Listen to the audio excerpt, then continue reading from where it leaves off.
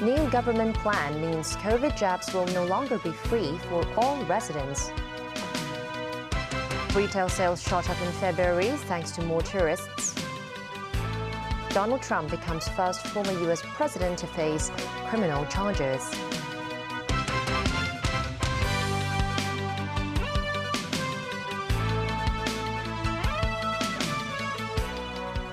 Good evening and welcome to TVB News. Starting April the 20th, residents who have received 3 COVID shots will have to pay for a booster dose. That, however, does not apply to priority groups such as medical workers, pregnant women and people aged 50 or above. Having reviewed the latest suggestions from government health experts, the authorities today announced major changes to the city's vaccination arrangements. First, people aged 50 or above, adults who have chronic illnesses, 6-month-olds or those with weak immunity, pregnant women and healthcare workers will be classified as priority groups. Regardless of how many shots they have had in the past, they can get an extra dose for free as long as it's been over 6 months since their last vaccination or infection. Those aged 6 months or above who have not been infected with COVID will still be able to receive the 3rd dose for free. Currently, nearly 84% of the population, that's about 5.8 million people, are triple jabbed. Over 117,000 people have received more than 4 COVID shots. Starting April 20th, if these people do not belong to high-risk groups, they will have to pay for a booster. This woman, who's received 4 shots, said she wouldn't pay to have another shot, calling herself fully vaxxed. This woman said, "I'm triple jabbed and I don't need another shot. I've been infected before and we don't even wear masks now."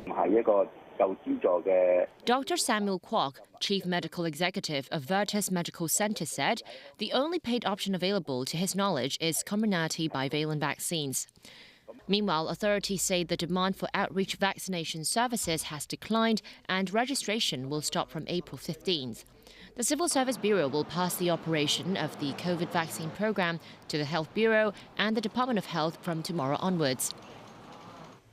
Retail sales in the city were surprisingly strong last month. The value of total retail sales in February increased by 31.3% compared with the same month last year, provisionally estimated at $33.1 billion.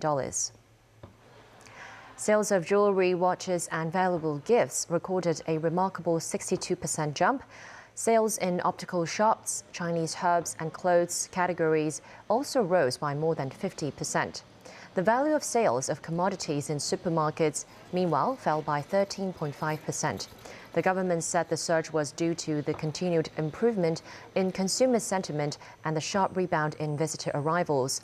Looking ahead, the retail sector is expected to continue to benefit from the recovery of private consumption and inbound tourism. John Lee's wrapped up his 3-day trip to the BOA Forum. The chief executive says he achieved 4 goals. Lee said a highlight was the speech by Premier Li Qiang, which stressed the need for peace and stability, growth and working together for development. The chief executive said Hong Kong must fully integrate into the overall development of the country. Lee was pleased to have met various leaders, including BOA Forum chairman Ban Ki-moon. He added the city has participated in the Global Free Trade Zone Partnership Initiative, which provides more business opportunities. In order to prevent corruption in the banking sector, the Independent Commission Against Corruption is offering a new training course to senior banking staff. Mimosa Ngai reports.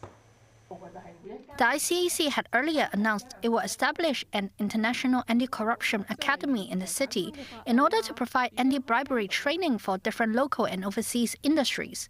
The first such training course started on Wednesday. The 2-day professional anti-corruption training in banking management involved senior staff from 32 local, physical and virtual banks. The course has a total of 11 modules, including contents on forensic accounting and corruption risk management system. Some modules include speakers from governmental bodies, such as the Executive Director of the Hong Kong Monetary Authority. Several of the ICAC's main departments were involved in teaching the course.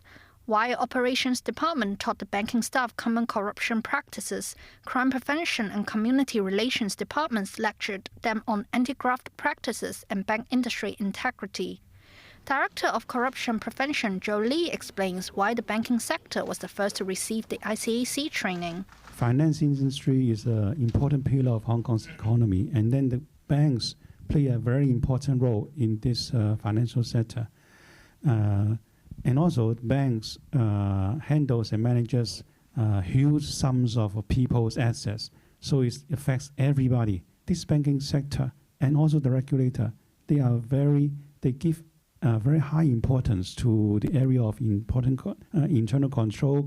Ronald Chen, the LegCo member for the finance sector, said the ICAC training course is well designed. Every year, every banking employee needs to attend some what we call refreshment course, but those courses are rather standard in nature and just inform them some basic principle. Without some practical cases, then they don't have in-depth knowledge about what happened in the current situation. So I think this time ICAC provide what I will put it as a 360 courses, and to tell the banking employees from the investigators' perspective. The Corruption Prevention Department will distribute this blueprint to banking staff with some case studies included to educate them on the conception of anti-corruption. Mimosa Nai, TVB News. Overseas, former President U.S. Donald Trump becomes the first former president to face criminal charges. He was indicted by a Manhattan grand jury after years of investigations into his personal, political and business dealings. The exact nature of the charges was still unclear Friday because the indictment remains under seal, but they stem from payments made during the 2016 presidential campaign to silence claims of an extramarital sexual encounter. Tracy Furness reports. Donald Trump was at his Florida residence, Mar-a-Lago, Thursday, when the grand jury indicted him over hush money paid to porn actress Stormy Daniels during his 2016 election campaign. Trump, who is on a bid to retake the White House, said he was completely innocent and indicated he would not drop out of the race. He soon took to social media, calling his accusers thugs and radical left monsters. He accused Manhattan District Attorney Alvin Bragg, seen here leaving his Manhattan office, of trying to hurt his chances of winning re-election. Bragg's office said it had contacted Trump's attorney to coordinate a surrender, which a court official said would likely occur next Tuesday. This is the first time a former president has been charged with a crime and could lead to more charges. We're witnessing American history. This is the first time a former president has been charged with a crime. So this is unprecedented. And the question is, are there other prosecutors throughout the country who are going to follow suit and charge Donald Trump with more serious crimes? It's too early to speculate what type of sentence Trump would get if he were convicted by a New York jury. The judge would likely base it on the evidence that was presented at trial, whether Trump testified and whether he perjured himself. Meanwhile, outside a New York court Thursday, supporters of the indictment were out in force. I am feeling somewhat relieved. I think that I'm hoping that this is the beginning of something that will really bring down a very, very bad person who feels that he's invincible. And hopefully he isn't. Supporters of the former president gathered outside his Palm Beach, Mar-a-Lago property on Thursday to show their support. Tracy Furness, TVB News. An American journalist is behind bars in Moscow after being charged with spying. Evan Gershkovich works for the Wall Street Journal and has appeared in court after being arrested in central Russia. He's been detained by security services. David Garrett reports. Ivan Gershkovich was a well-known journalist in Russian media circles. Now the Wall Street Journal reporter is facing espionage charges. These long-lens photographs show the 31-year-old being led away from a Moscow court. Gershkovich is the first American reporter to be arrested for spying since 1986 and the end of the Cold War. The Wall Street Journal reporter had been detained by the Russian Security Service, or FSB, in Yekaterinburg, over 1,500 kilometers away, but was quickly transported to Moscow. The Wall Street Journal denies the allegations from the Russian security agency. Gershkovich's lawyer, Daniil Berman, spoke outside the court but didn't have details. The lawyer told media the premises were cleared of journalists and lawyers. They had a quick hearing. I don't know how long, he said. The Kremlin has tried to distance itself from the charges, saying it is a legal matter, but a spokesperson said he was caught red-handed. Maria Zakharova, a Russian Foreign Ministry spokeswoman, claimed his activities did not correspond to the declared status of journalist. The White House condemned the arrest. These espionage charges are ridiculous. The targeting of American citizens by Russian government is unacceptable. We condemn the detention of Mr. Gershkovich in the strongest terms. We don't have any specific indication that journalists would be targeted. In Paris, Press Freedom Group Reporters Without Borders voiced their concerns, saying Russia could be trying to orchestrate a prisoner swap.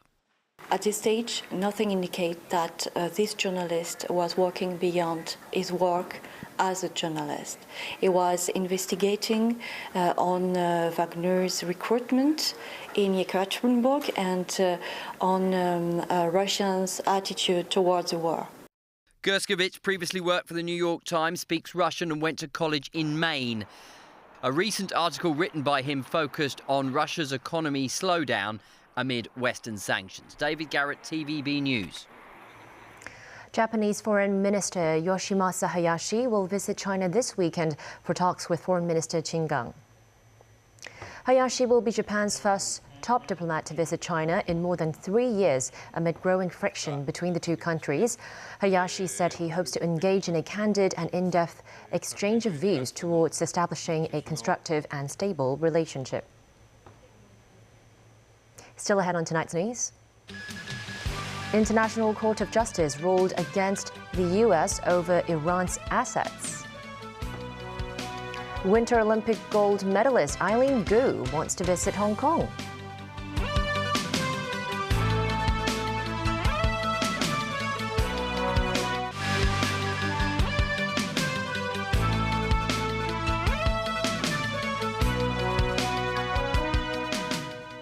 Welcome back to TVB News. In a partial victory for Iran, judges at the International Court of Justice ruled Washington had illegally allowed courts to freeze assets of some Iranian companies. The ICJ then ordered the United States to pay compensation, but left the amount to be determined later. However, in a blow for Tehran, the court said it did not have jurisdiction over the $1.75 billion in frozen assets from Iran's central bank. Daniel Rao tells us more. The case before the International Court of Justice in The Hague in the Netherlands was initially brought by Iran against the US in 2016. Tehran said Washington allegedly breached a 1955 friendship treaty by allowing US courts to freeze assets of Iranian companies. The money was to be given in compensation to victims of terrorist attacks. The Islamic Republic denies supporting international terrorism. The 1950s Friendship Treaty was signed long before Iran's 1979 Islamic Revolution, which toppled the US-backed Shah and the subsequent severing of US-Iranian relations. Washington finally withdrew from the treaty in 2018. Nonetheless, the ICJ ruled that it was in place at the time of the freezing of the assets of Iranian commercial companies and entities. Presiding Judge Kirill Gevorgian said Iran was entitled to compensation. By 14 votes to one, decides that the failing agreement between the parties on this question of compensation due to the Islamic Republic of Iran within 24 months from the date of the present judgment, this matter will, at the request of either party, be settled by the court and reserves for this purpose the subsequent procedure in the case. The judges also explained that the court had no jurisdiction over the $1.75 billion in assets from Iran's central bank held by the US because that bank was not a commercial enterprise and thus not protected by the treaty. The rulings of the ICJ, the United Nations top court, are binding, but it has no means of enforcement. The United States and Iran are among a handful of countries to have disregarded its decisions in the past. The ruling comes amid heightened US-Iran tensions in the wake of tit-for-tat strikes between Tehran-backed forces and American personnel in Syria last week. Daniel Rell, TVB News. Britain's King Charles has been getting his hands dirty as he continued his state visit in Germany. The British monarch got experience of cheese production at a eco-village near Berlin. Charles has made no secret of his passion for environmental issues. He was given a tour of this eco-friendly cheese-making facility, which is not far from Berlin and is part of a green village. The king tried his hand at mixing the ingredients along with the mayor and German president. Meanwhile, Camilla, the Queen Consort, went to the opera. She met performers and was shown around by the German president's wife. And then she watched some performers on the stage.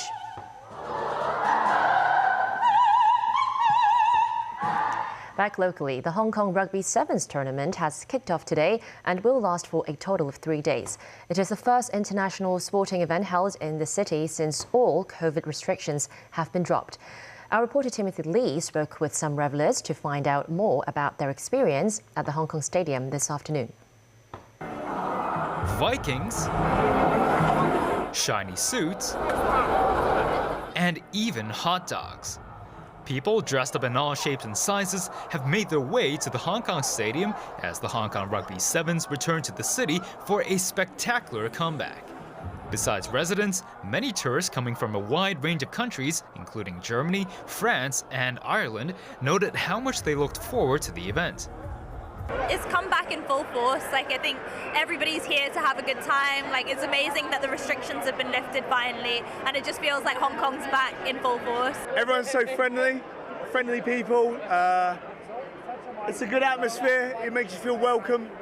This group of friends who live in Beijing said they have waited for 3 years just to enjoy a special moment together here today. It's the first Sevens event. It's the first time we've been able to go abroad together as boys. We love Hong Kong! We love Hong Kong! We love Hong Kong! Visitors today simply had to get their e-tickets scanned by the stadium personnel. With the Sevens being the first international sporting event held in the SAR since the lifting of all pandemic restrictions, those who came today were able to enjoy eating and drinking inside the arena without limitations. The 3-day competition will remain open to visitors until the 2nd of April. Despite the poor weather, huge numbers of residents and tourists have flocked to the Hong Kong Stadium to enjoy the cheerful atmosphere of the Sevens. Several tourists that we spoke to said they would come back in the next several days to enjoy the games. Timothy Lee, TVB News. The government said the decline in student population in the city is a structural condition and will try to adjust the supply of school places in the long run. According to the Education Bureau's latest estimate, only 50,000 people will reach the age threshold to be admitted into Primary 1 by 2029. During a LegCo meeting today, Education Bureau Chief Christine Choi said the phenomenon is structural, not transitional. She also options might be suspending or combining certain schools, but some lawmakers think that will impact teaching staff morale and the quality of education. Winter Olympic gold medalist Eileen Gu is making a comeback following an injury earlier this year. The freestyle skier also told TVB News that she's eager to visit Hong Kong. Veronica Lin has the story. In a split second, skiing phenom Eileen Gu landed a double cork 1620 degrees movement at the Beijing Olympics last year. She made history as the youngest Olympic champion in freestyle skiing. Though the two-time Olympic gold medalist had to withdraw from the X Games following a bad knee injury in January, the teenager is making a comeback and is getting ready to train for the next season. So rehab has been going really well. I've been feeling really strong on my feet in the gym and outside. Yesterday, actually, once I landed, I went for a 10-mile run along Lake Geneva and was pretty happy with my splits, honestly. So yeah, my times are looking good. Haha, my times are looking good, and I'm feeling strong. I'm gonna have a great summer, I think. I'm gonna be spending most of my time training either on airbag or on snow. Gonna have a lot of time in Europe, a lot of time in New Zealand, and yeah, getting ready for next season. In addition to being one of the world's top freestyle skiers, the 19-year-old is a student at Stanford University, as well as a fashion model. Speaking from Geneva, Switzerland, Gu said the key to juggling all these activities is passion and balance. Multitasking, she added, is a great way to keep her motivated. I do a ton of different things at the same time, but I think contrary to popular belief, that actually helps to keep me motivated and helps to catalyze that forward movement in every facet of my life. And what that kind of looks like is maybe studying on the plane so that I never get bored when I'm on long journeys, while at the same time I have my skiing to look forward to on the weekend. But I also have fashion stuff the next day, and that all just keeps things exciting.